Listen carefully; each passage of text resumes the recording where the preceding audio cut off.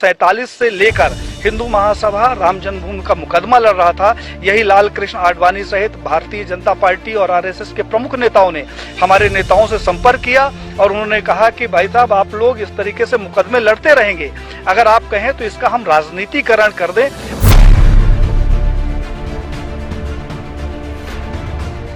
और साहब, हम लोग साइलेंट हो गए, अपनी छाती में इनको बैठाकर पूरे भारत में रथ यात्रा निकाली और उस रथ यात्रा से इकट्ठा हुए 1400 करोड़ रुपए ये लोग डकार गए।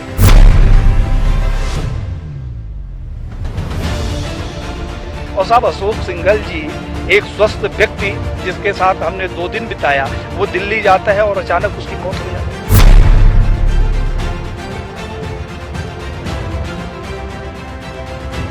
प्रवीण भाई तोगड़िया, जिसके पास जेड कैटेगरी की सुरक्षा हो, जो पेशाब करने बाथरूम में जाता है तो पहले बाथरूम चेक होता है और वो रोड के किनारे लावारिस पड़ा मिले, उसके सिक्योरिटी का पता नहीं और उसका पता नहीं।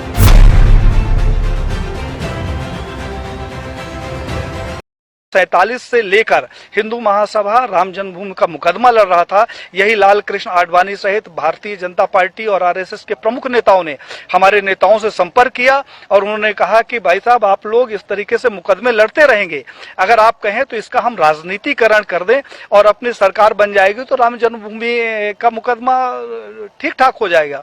और साहब, हम लोग साइलेंट हो गए, अपनी छाती में इनको बैठाकर पूरे भारत में रथ यात्रा निकाली और उस रथ यात्रा से इकट्ठा हुए 1400 करोड़ रुपए ये लोग डकार गए, जिसका आज हिसाब नहीं है।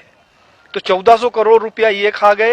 हिंदुत्व के नाम पर जो भी प्रखर नेता आगे आता है, कहने के लिए थोड़ा सा बुरी बात है लेकिन कहना जरूरी है, अशोक सिंघल जी को मैंने पत्र लिखा। हमने कहा 1400 करोड़ रुपया जो राम जन्मभूमि का इकट्ठा हुआ कहाँ गया।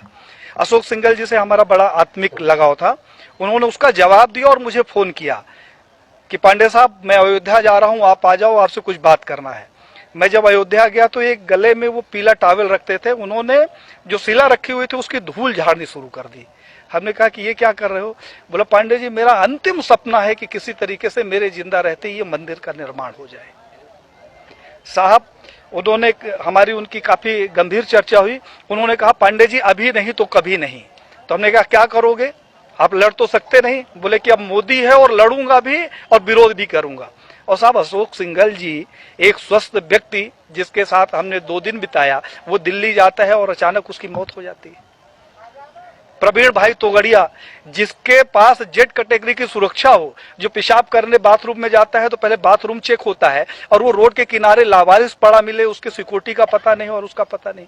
कमलेश तिवारी, जिसकी सिक्योरिटी के लिए 24 गार्ड नियुक्त थे, हमारे पास उसके पत्र हैं साहब, और उस आदमी की हत्या हो जाती है और हत्या का कारण सिर्फ ये होता है कि उसकी सुरक्षा में कमी कर दी जाती है। तो बीजेपी के समय में मैंने ये देखा कि जितने हिंदूवादी प्रखर नेता हुए हैं, उनकी एक एक करके हत्या कर दी गई। अभी 2 तारीख को हमारे पास लखनऊ से फोन आया, हिंडोला थाना कोई पड़ता है, उन्होंने कहा, हिंडोला थाना से बोल रहा हूं पांडे साहब, गृह मंत्रालय से